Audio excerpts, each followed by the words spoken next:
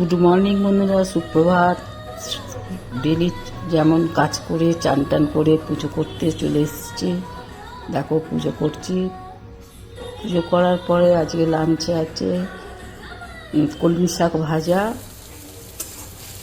আর মুগ কড়াইয়ের তরকার মতন করবো, নিরামিষ যদিও মুগ কড়াইয়ের তরকার মতন হয়েছে। আর দেখো মুগ কড়াই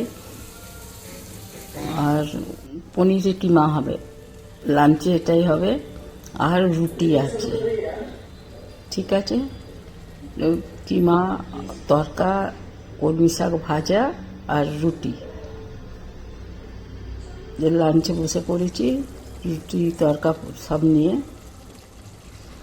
যদি ভিডিওটা ভালো লাগে লাইক সাবস্ক্রাইব করে দেবে, ঠিক আছে।